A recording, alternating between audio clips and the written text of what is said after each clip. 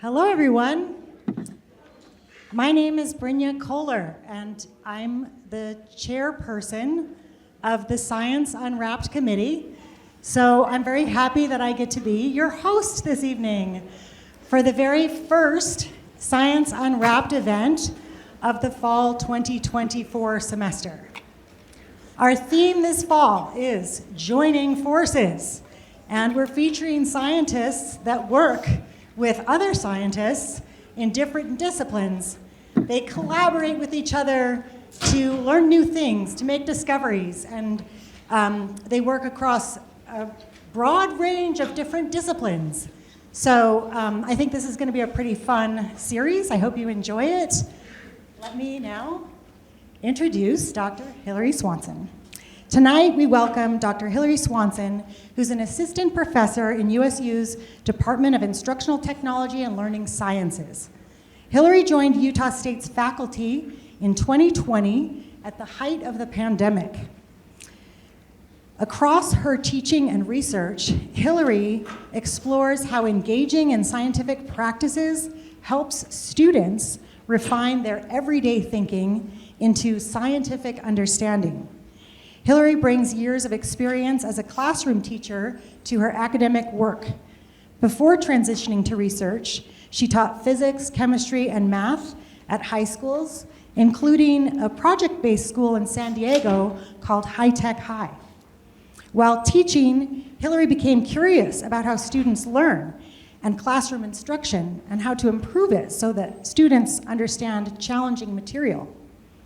So she decided to do a PhD in science and mathematics education at UC Berkeley, where she learned to conduct scientific research on how people learn and to design instructional educational technology.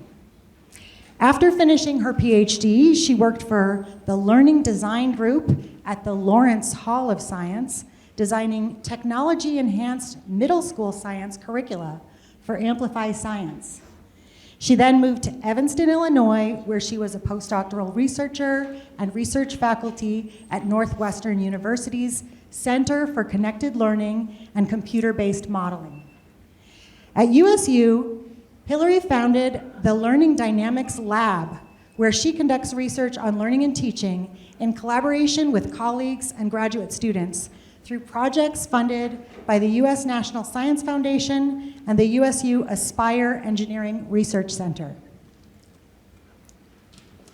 I'd like to tell you that Dr. Swanson also is a founding member of the Women in STEM, or We STEM group at USU, which is a fun group that Hillary co-founded to help anyone, but especially women and gender minoritized people in STEM disciplines, just to have a social gathering and get to know each other.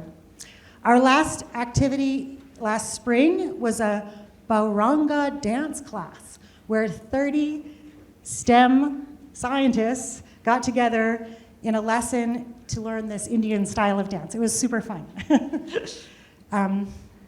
Okay, across all her projects, Hillary seeks to understand how learning works, and as she researches this topic, like I said, she works with scientists across many disparate disciplines, including physics, computer science, engineering, statistics, learning sciences, landscape architecture, and even museum exhibit design.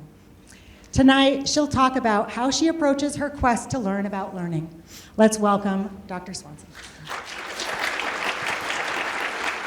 Thank you, Brynja. Can everyone hear me? Can the folks in the back of the room hear me okay? Wonderful. Can you still hear me okay if I'm not holding the mic? Okay, great. All right, well, welcome tonight. I'm really excited to talk with you about the research that I get to work on with lots of people.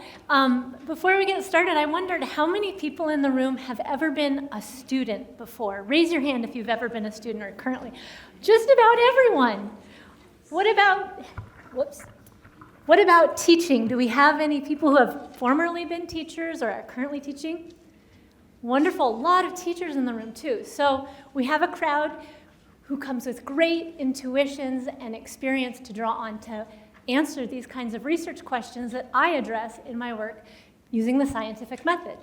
So I'm going to talk to you about how I study learning and teaching through scientific approaches, and I'm going to talk about my research questions and then my research methods and then some of my findings. But I'm going to start with the research questions. And the first question that I try to answer is, how should we teach science? But because we have so many students and so many teachers in the room, I'll bet you all have great ideas already about how we should teach science. So I wondered if you'd generate a hypothesis and turn to the friend or someone you don't know yet who's sitting next to you and chat for a minute and just share, what is your hypothesis to answer this research question? How should we teach science? And I'm going to ask maybe a few people to volunteer their ideas. But share for a minute.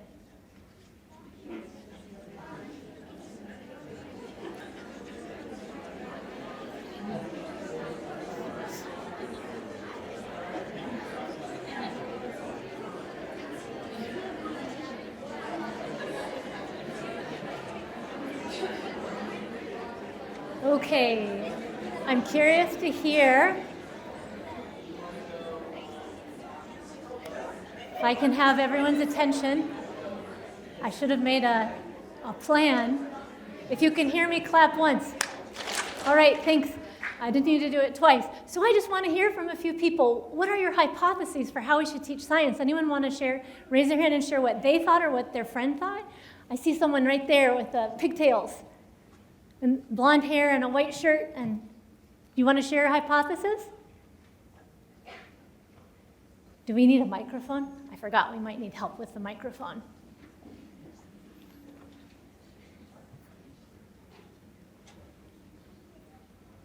How should we teach science? Making colors out of water. Yes! Yes, you can make all sorts of things and do experiments and hands-on work. I love that idea.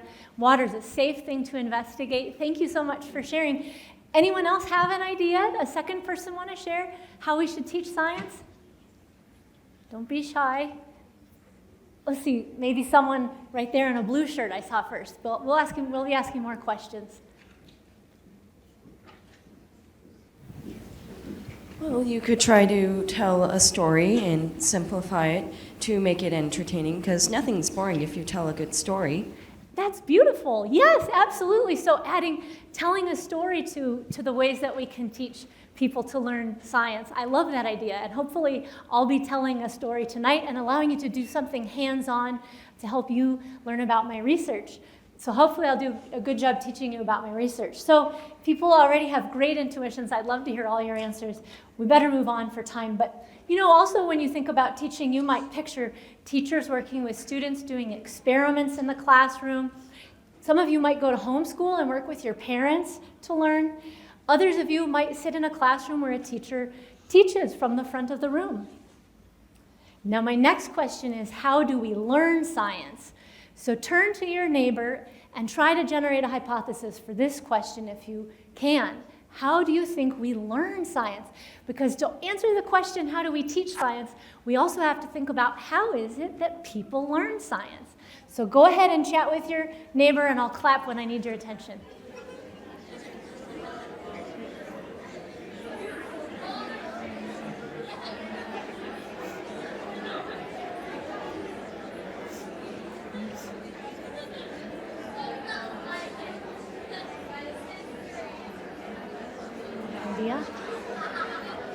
Okay, let's hear what people think. If you can hear me, clap once.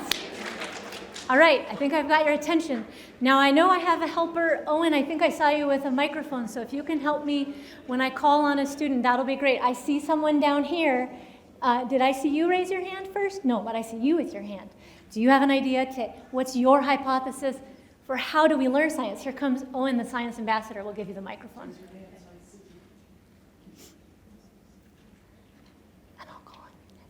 I was thinking like trial and error.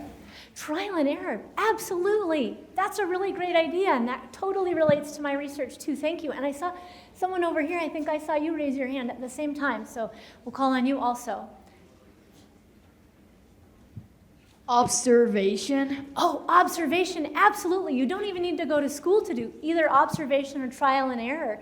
So those are brilliant answers to the question, how do we learn science? And you could scientifically study those by setting up some experiments. So now when I think about how do we learn science, there's one more question I try to answer to help me think about how to answer that. Oh, but first, some people might say I learn science when I'm at home cooking, or I might learn science through doing math problems or by learning how to read and reading about new material. Those are other ways too. But to answer the question, how do we learn science, you also need to think about what is knowledge. Now that's a really tough question. Hard to even research with science, but I wonder if anyone has any hypothesis. Go ahead and chat with your neighbor if you have a hypothesis to answer the question, what is knowledge?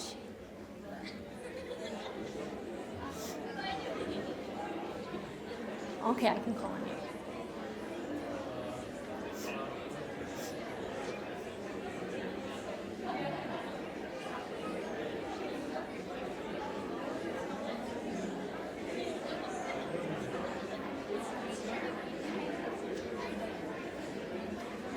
Okay, if you can hear me, clap once. All right, thank you. That's a hard question to answer, and I already saw someone up here raise their hand. Owen with the microphone, and then think if you want to share, because this is a tough one, so you have to be brave to share a hypothesis for anything. But what is knowledge is really tricky.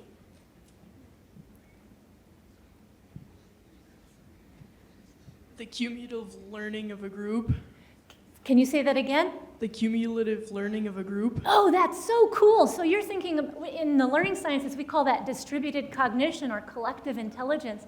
That's a great answer. Anyone else want to share?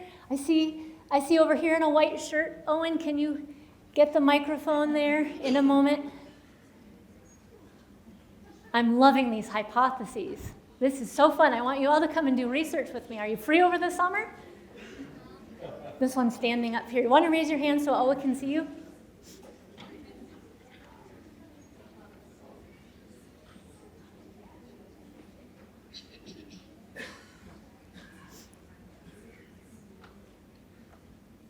Something that you know that you can then use. Oh, great idea. One thing that you know that you can then use. If you know something, you should be able to use it, and that would be evidence that you would know it, and that's how you can study it scientifically.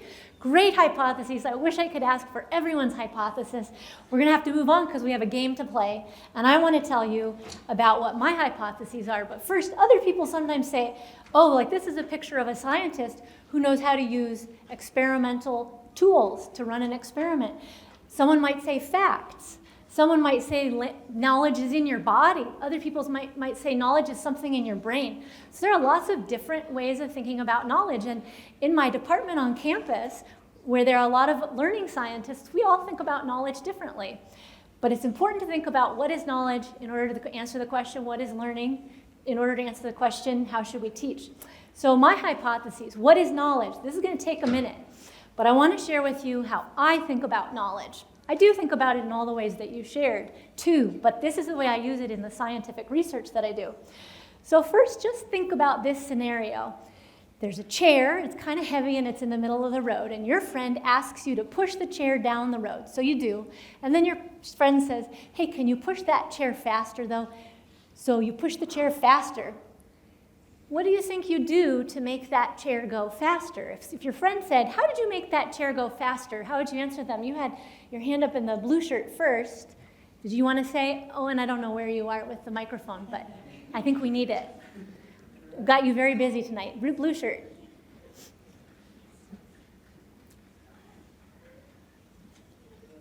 How will I make this chair go faster? By using force? Oh gosh, you gave the scientific answer. Yeah, by using force. Another person who didn't know science, so that was, a great answer, might say, well, I just tried harder, and when I put in more effort, I get more of a result, and that might be a kind of knowledge. I know that if I put in more effort, I get more result, and we'd call that intuitive knowledge. Someone who studied science might say force. If I use a greater force, I cause greater acceleration and I create greater velocity in the chair. That's another piece of knowledge. That's a piece of scientific knowledge. So how I think about knowledge, and it involves those ideas, but I think of it in a little more complicated way. So I've got a video. And it's an analogy, which means thinking about knowledge in terms of something else that you can see and think about. Raise your hand if you've ever seen anything like that, or you've seen that video. Lots of people. This is called a murmuration, and it's caused by thousands of little starlings, little birds, all flying around, and they create this beautiful pattern as a group, almost like a school of fish, but it's a school of birds, sort of. So this is a murmuration, and it's a pattern that we see in a group of birds. And this is related to how I think about knowledge, and I'll get there. It'll take me a little bit of time. Well, first we have to think about, how does that murmuration work? What is going on there? And we can think about it, and we can build a computer model to simulate it. And I'm going to show you a simulation of it, but I'm going to tell you what we did in the computer model first. Scientists, called complex system scientists, thought about that, and they said, I wonder if you had 1,000 little birds, and instead of having one mama bird say, everybody this way, everybody right, everybody left, everybody right, everybody down, everybody swoop up, that seems pretty impossible to get the birds to fly like that. So instead, if every bird followed the same rules, and the rules were, if I'm near another bird, stay an inch away from that bird and keep following that bird. And if I'm behind a bird, stay within an inch behind that bird and keep following it. If I just follow those two rules, let's see what happens if we can create a murmuration. And so some scientists who study complex systems phenomena like murmurations, they went ahead and they programmed this computer model, and they told all these little triangles to follow those rules I just told you. Stay close to every other triangle that I'm near, and when we start moving just in random ways, then maybe it'll create a murmuration, and watch. So we set up this simulation, and they start moving in random directions without a plan, but then they start running into each other, and when they see someone else near them, they kind of line up with them, and they start following them. And they keep going, and over time, we watch them get into an organized pattern just by accident. They're moving randomly, but they're following rules, individual rules, rules for each bird to follow. And that creates this beautiful murmuration. And another word that's kind of fancy for when you get a pattern at a large group level out of just the individual birds or other things following their own rules, it's called an emergent phenomenon. Can you say that? Everyone say emergent phenomenon. Let's do it on the count of 3. 1, 2, 3. Emergent phenomenon. So that's an emergent phenomenon. A murmuration is an emergent phenomenon. The behavior of each individual bird leads to a pattern in flight for the flock of birds. That's an emergent phenomenon. And I'm going to tell you how I think about knowledge as an emergent phenomenon. But first, I want us to really understand, how is it that just by following individual levels on our own and moving around randomly, can we actually cause a pattern at the group level? So we're going to play a little game for a few minutes called Heroes and Cowards. And my science ambassadors, Owen and Olivia, are going to help me choose 16 volunteers to come down to the stage, and then I'm going to explain the rules, but it involves moving around, just walking in random directions, but following some rules. So if you're comfortable coming down to the stage and walking around and you want to try it, raise your hand, and Owen and Olivia will tap on you and let you know to come down here. I think I see probably exactly 16 hands.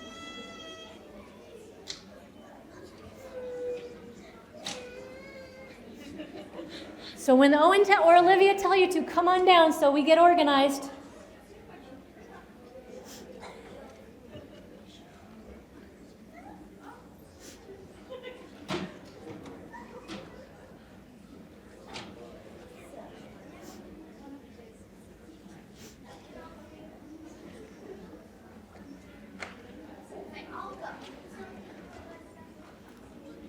One, two, three, 4, 5, 6, 7.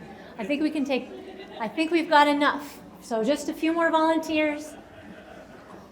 All right, thank you very much, scientists, for being my volunteers. You're going to now do a human simulation.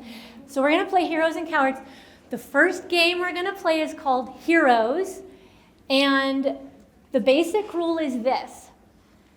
You're going to pick 2 people on stage that you can see right now, and you're going to keep it a secret, and you're going to keep the same 2 people in your head for the 3 different games that we play. And in one person, these words don't carry over into real life, but you have to help you remember what to do.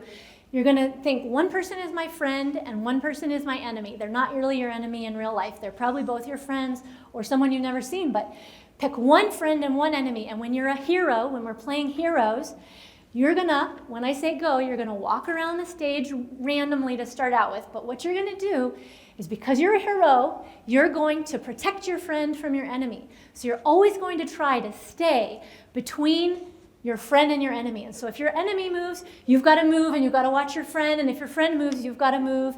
So you're going to have to watch. And you have to watch everyone. So does that make sense? Does anyone have any questions about the rule? Okay, it's a pretty easy rule, but it can also be complicated. And everyone in the audience watch what happens. So when I say go on the count of 3, just walk gently. Don't run, because we don't want anyone to get hurt. Walk and keep yourself between your friend and your enemy. Okay, hopefully you've all picked out your friends and your enemies. Don't tell anyone who they are. 1, 2, 3, go.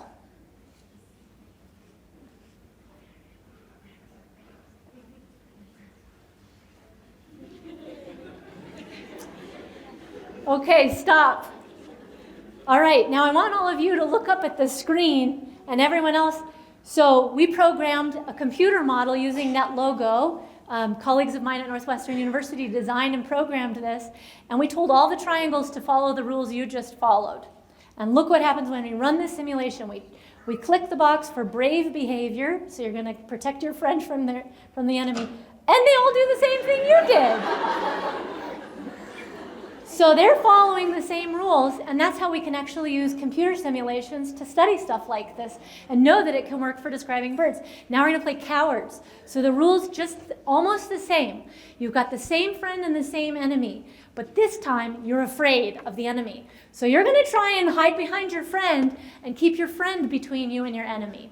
So be careful, nobody get hurt. We're going to move slow, but hide behind your friend and keep them between you and your enemy. Now, but start walking in a random direction to begin with when I say go. 1, 2, 3, go.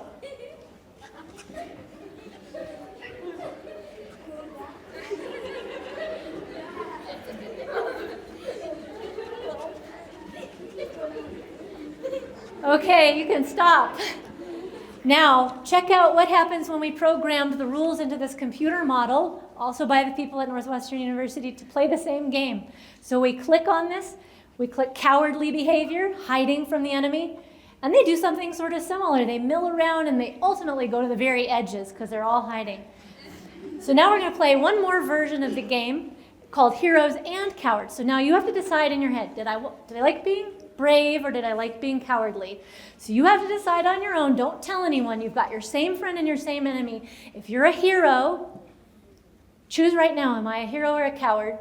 And listen to the instructions to remember. If I'm a hero, I have to stay between my friend and my enemy and protect my friend from the enemy. Now, if you're a coward, listen up. You're going to try and keep your friend between you and your enemy. So do you know which you're going to be? Hero or coward? All right, let's see if we can get what we get. On 1, 2, 3, go.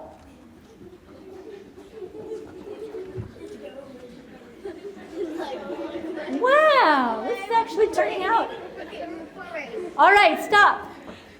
That was cool. Let's watch so this is what a computer model, everything's set up to go in random directions at the beginning, and then it just follows the rules you followed.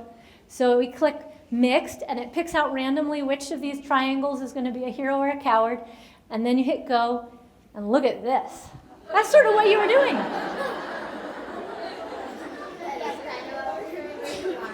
Yeah, so you guys can go back to your seat. Let's give our volunteers a round of applause.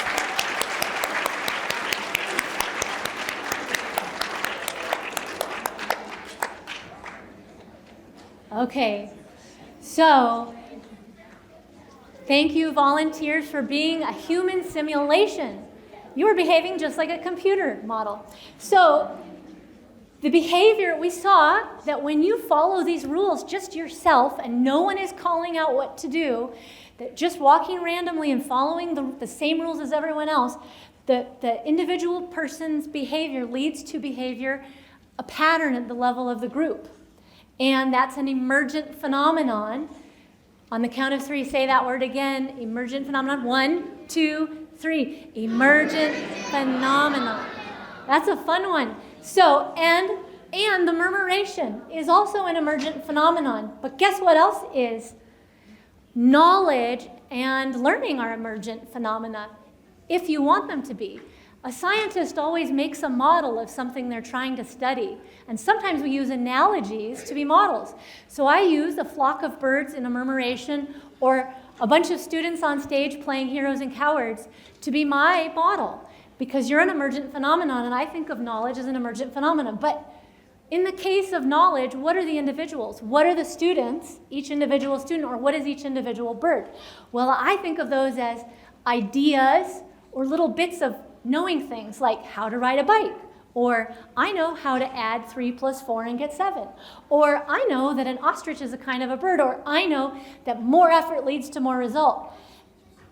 And what is the pattern, or what is the emergent phenomenon? What's happening at the level of the group? Well, it's when we get certain ideas together or certain bits of knowledge come together. And maybe you ask me a question, you say, why if you push up, why is that chair moving faster? I go, oh, and I get a bunch of ideas that kind of come together along, and the rule is they stick together. So I might say, oh, well, the chair belongs over there. Pushing furniture will make it move is another idea I might have. The chair is heavy is another idea. And more effort leads to more result is another idea. So all of those ideas linked together, that's kind of like a flock of birds linked together. So that's how, or it's like a group of students on stage playing heroes and cowards, moving together in a particular way. So knowledge, ideas don't technically move around your brain unless you're thinking of neurons and electrical impulses being sent, but it works as an analogy. So, and you might have different knowledge if you're an expert, like the student who raised their hand and said force. I would use more force to make the chair move faster. Well, that person might have different ideas. Like, they might also think, well, the chair belongs over there, but they might also think a force makes an object move, and the chair has large mass, and greater force causes greater acceleration, causes a greater velocity. So so I just gave you my hypothesis on what is knowledge. It's an emergent phenomenon. It's like a flock of birds. It's ideas together in a group. So my next hypothesis I'm going to share with you is, how do we learn science? So that is, how do we get from the ideas, the intuitions, like more effort causes more result, or pushing the chair harder makes it move more, to expert scientist ideas? Well, I like to build on a quote by Albert Einstein, who said, "The whole of science is nothing more than a refinement of everyday thinking." And that means that all students coming to the classroom are bringing great ideas that you learned from your everyday experience. Through observation and from trial and error, you picked up a lot of knowledge, and you come to the science classroom with that. And so we need to find ways to help you refine that knowledge, to build on that. So if you've got ideas about moving the chair, like the everyday thinking, the chair belongs over there, I can push it to get it there, but the chair is heavy, so I'm going to need to push harder. Slowly but surely over time, you might be taking science class, and even some of your science teachers might be here tonight, and you might learn that, well, the chair's not heavy, actually it has mass. So you might replace your thinking, you might replace the idea that the chair is heavy with the idea that the chair has more mass. Instead of thinking, well, pushing furniture makes it move, you might be like the student up there who said, well, you need a force to get it to move. So you might replace that idea. You might also replace the idea of more effort gets you more result with something really sophisticated and scientific, like greater force causes greater acceleration.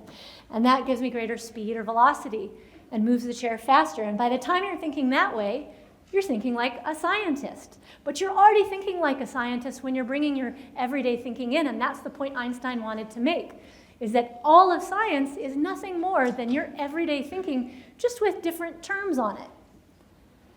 So then what's my hypothesis on how should we teach science? Well, I just think we need to find ways to get those great everyday ideas out of students into the classroom discussion and give experiments and activities where students can examine and reflect on their thinking and maybe update it. I'll show you some of the projects we're doing to study these. So now I'm going to talk about my research methods. How do I scientifically test those hypotheses? So I do that by joining forces. That's the theme of this semester's Science Unwrapped talks, and that means I work with a ton of other people on my research. And so these are just some of the people that I collaborate with, but I think some of them are in the room tonight. Do you mind standing up if you're here and you're on my team? I'd love for you to get recognized. Let's give everyone a round of applause. Thank you for coming.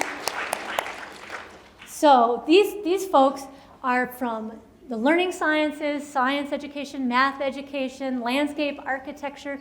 They're teachers, there are statisticians, there are graduate students who are studying to be physicists, computer scientists, and learning scientists. There are physicists and computer scientists. So there are people from all different careers in here, and I'm not showing any pictures of the students, but I've already probably worked with 1,000 different students just by implementing our research. So students play a big role in the way we do our research. So to research the question, how should we teach science? I work with two of my teachers who are here, Mrs. Merritt and Mrs. Kenning. You want to just wave? So I work with these two teachers and Dr. Lawrence, who's here also, and some graduate students who I think are here. I think Idris and Ravi, I saw you, and Jared. Anyone else? So we work together on this team to develop classroom activities that our teacher collaborators then implement in their classrooms, and that means they teach lessons. So this is a picture of us during the summertime when all of the students are on break having fun. The teachers are hard at work in the classroom with researchers, and we're designing lessons where we can get students to say what they think, what are their ideas, what's their everyday thinking, and then how can we get students to test those ideas out and discuss them and reflect on them.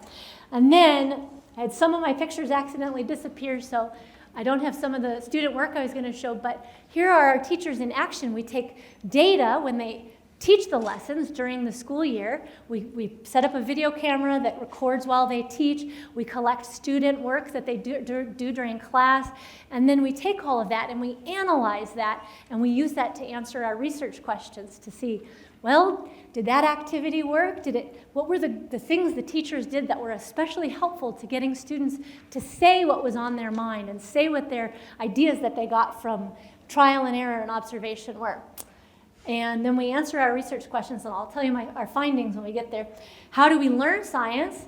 I think Caden and Jared are here. You can wave. And Boyd and John Edwards also, and Sadra help with this project, where we're developing and Caden does a lot of the programming on this, so I'm glad you're here. We're developing a computer learning environment where undergraduate physics students can go and test out their ideas about how math can be used to model physics. So here's an example of a computer modeling world that Caden built with the help and advice of the team, where we have a cannon launching a ball, and it's to learn about projectile motion. So a student might type an equation in there and then test out their ideas. And here's how it works. So you can see they can test out their ideas and see, does the cannonball follow the path that it should? Oh, good, I put in the right math equation. And another environment the team is building that Caden also built is a spinning hoop with a bead on it, and what's going to happen to the bead that can slide around when the hoop spins. So this is for undergraduate physics. So if you like physics, you might take this class someday and play with this environment. And Jared is interviewing students to find out if it really helps them learn. He sits down with a student and he walks them through questions and says, what do you think will happen here? Let's try this out. And then we video record those interviews with students, and then he analyzes the data after that. So this is a picture of what that looks like when it runs. So that's called the Dynamics Lab environment. And Maybe some of you will be using it, who knows? And maybe some of you will be in Mrs. Merritt and Mrs. Kenning's classroom when we collect data for one of our projects. So then to answer the question, what is knowledge? I'm working with a team at Northwestern University and also Mrs. Kenning and Mrs. Merritt to develop a computer modeling environment for students, middle school students. And how many of you ever used Scratch? Raise your hand if you've ever, oh, we've got a lot of people who have used Scratch. So that's a block-based programming environment. And here you can drag blocks to make a model. And here this is a model of how disease spreads through a community. We actually built this model before COVID hit. By accident, we didn't know that was coming. But here's how it runs. So you can see here in a minute, a student is dragging a block, and they add it to their model, and then they realize they need to shuffle their model around a little bit. But if you've done Scratch, you know how this works. And they set how many people to put in the world, and now they're going to run the simulation and see what happens. They hit setup. And now see, the sick people are the red people, and the pink people are the healthy people. And what happens is those red people walk around and they infect the healthy people, and the healthy people go from pink to red. So this is a way that students can test out their ideas about how disease spreads. They can build a model to test it. So we can actually study how we can teach students and how we can learn, how students learn, and what knowledge do they have. We're just looking at what are the great ideas that students bring that they already know about how disease spreads, or things like skills like how to debug a model, for example. So lastly, I'll just end quickly with the findings that the research teams have found. For what is knowledge, we are finding that the way we model knowledge as emergent phenomena, on the count of three, we'll say it one more time. 1, 2, 3. Emergent phenomena. So that model seems to work, that people just have a bunch of different knowledge pieces and that they act together like a flock of birds. How do we learn science? Well, we are finding that it's really helpful when people are able to share what they already think and already know, if they can share those ideas and then somehow reflect on them, get feedback on them, maybe by doing an experiment or building a computer model and testing it out. Then they can refine their everyday thinking into scientific knowledge, just like Einstein said it happened. And how should we teach science? Well, our teachers are doing a great job already all over the United States and the world, and we've just been finding in our research that it really does help when teachers ask students what they're thinking, and they find ways to get students to reflect on their ideas, discuss them, get feedback from different experiments. So those are the findings, and I want to thank all of my collaborators first. Let's give a round of applause to the collaborators. And I want to thank, oh gosh, I hope you all have been able to hear me. I want to thank the funders for the research, the National Science Foundation and the Utah State Aspire Center for Engineering Education, for Engineering Research, and also the College of Education and Human Services here at USU. And then I want to thank all of you.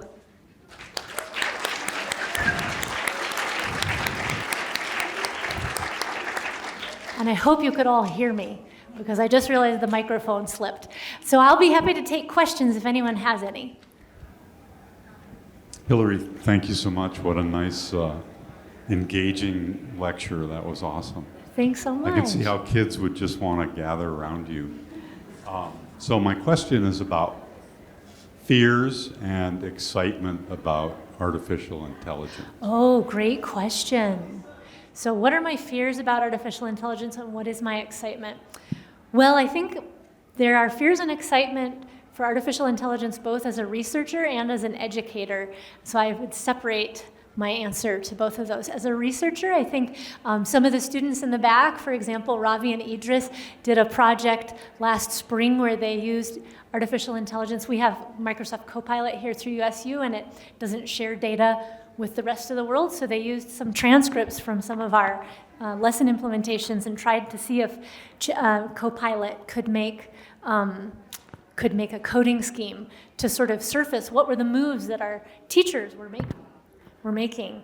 And so they can tell you how well that worked and how well it didn't work. But so I think the excitement there is that, well, for example, if Mrs. Merritt wanted to know, how is my teaching today? Potentially, Somebody could take a voice recording of her while she's teaching and then transcribe that instantly with AI, and then give AI, who's been trained to code for responsive teaching moves, we call them, where they're asking students what they think and then we're building on those ideas. Maybe it could instantly code and say, oh, you had 300 moves today, and then another day, oh, you had 20, and then Mrs. Merritt could be like, oh, Tuesday was much better than Wednesday. What was I doing differently? So it could be a great tool for feedback for their teaching and for our research. We could very quickly do research. But a fear that comes with that is I was absolutely heartbroken the first time Ravi and Idris shared the transcript and the codes with me, because I thought, I've been completely replaced.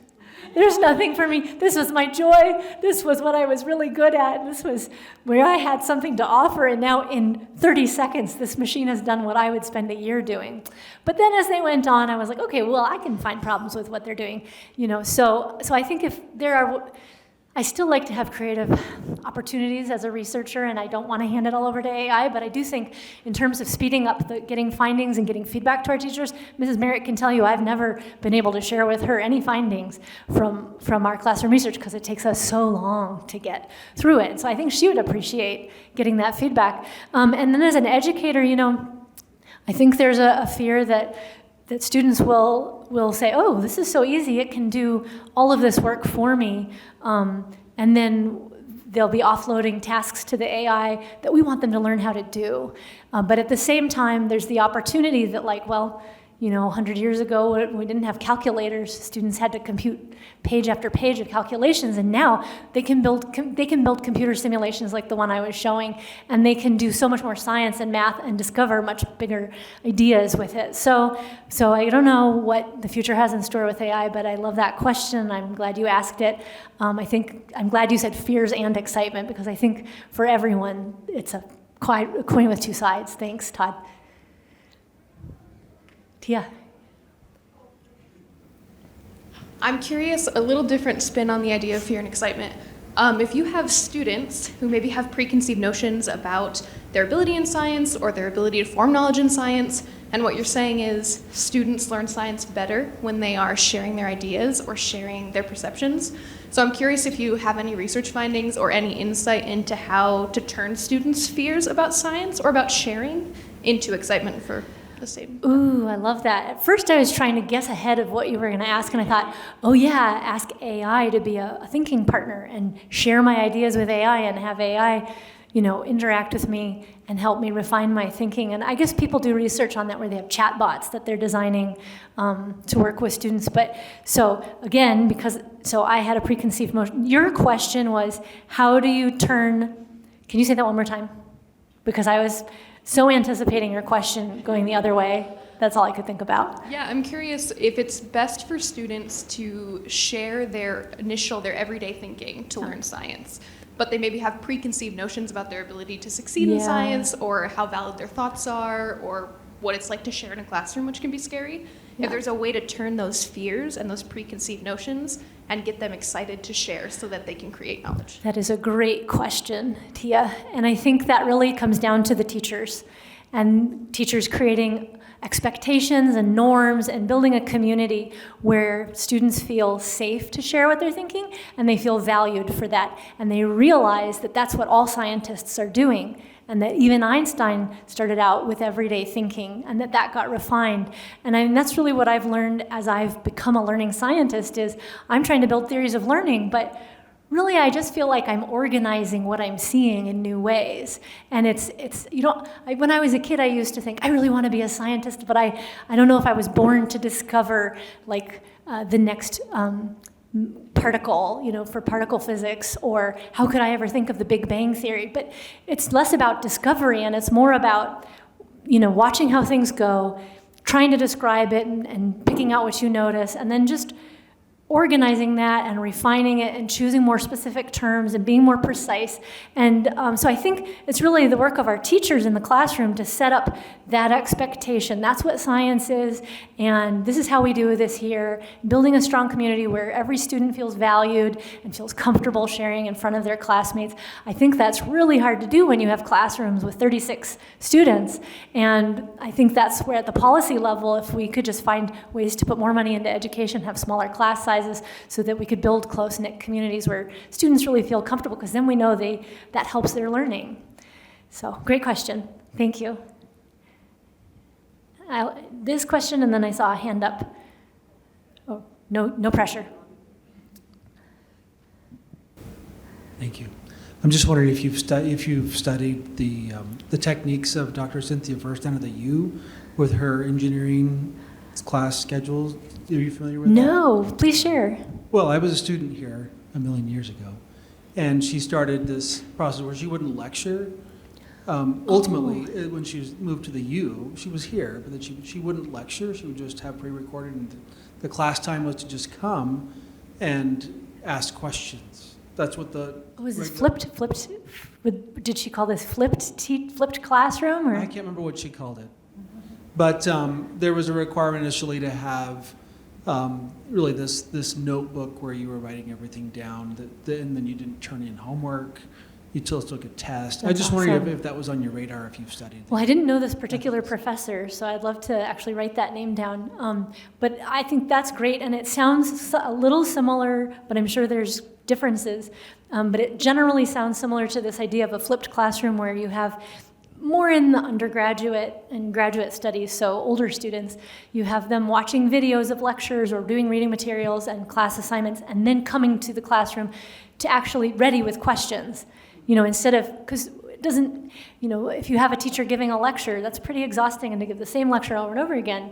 What's the point if you could just record it, have the students watch it, and then actually, instead of spending 3 hours a week lecturing, you could spend 3 hours a week answering pointed questions on the material.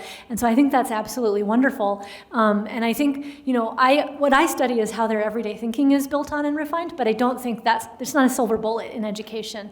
There's just so many different approaches that we should be taking, and so I think that all these different techniques should be researched, and it sounds like she's doing really wonderful work. So thanks for sharing. Thank you. Were there I thought I saw a hand flicker. Anyone, any other person have a question?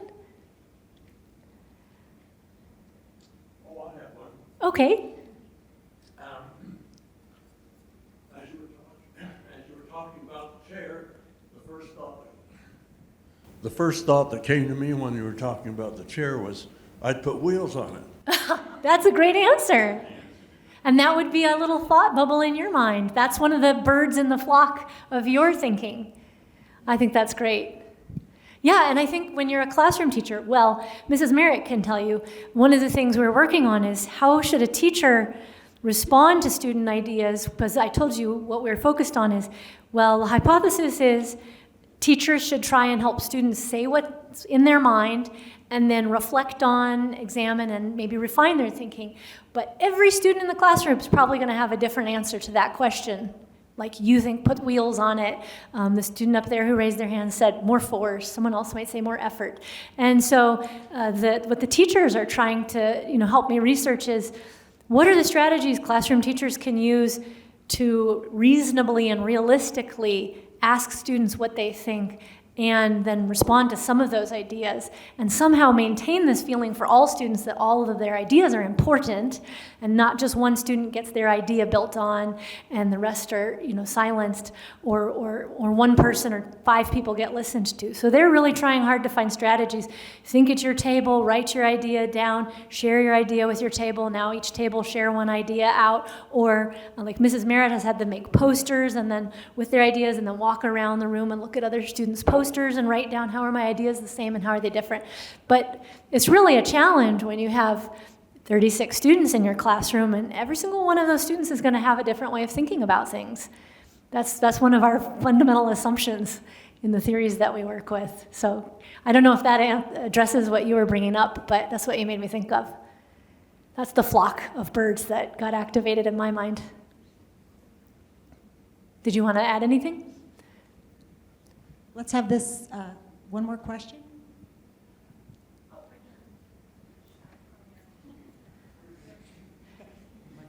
No fear. Never fear, there will be. Is there really a difference between how we learn language versus science? And Great question. have you found anything through your research that applies to language but not science? Or That's a really great question. So the question was about, is learning language different from learning science? And I only study how children learn science and have studied a little of how children learn math, and how people develop scientific knowledge, I would say, at different ages. And so I don't have expertise in the literature learning area, and that's in the literature of learning languages. But that's a whole research area. And so, but in our field of the learning sciences broadly, we have kind of a core assumption that learning in different domains works differently. So learning language, we would hypothesize, would be different from learning science, which is why I made my slide specifically, how should we teach science and how should we learn science? Because originally I had, how should we teach, how should we learn? But then I thought, well, I study science and I have no idea how we should teach language or learn language. So it's a great question. We don't have any colleagues in our department studying, but we have a lot of graduate students who are really interested in that question, so we'll probably have some findings in a few years for that. Thanks. Whoops, okay, here we go. Thank you all for participating in the Q&A. If you have further questions, you're invited to come on up forward and keep asking a few more questions. Sure, I'll just be here. Pretend I'm your friend and you're doing heroic behavior. Let's give her one last round of applause. Thank you. Thanks, everyone.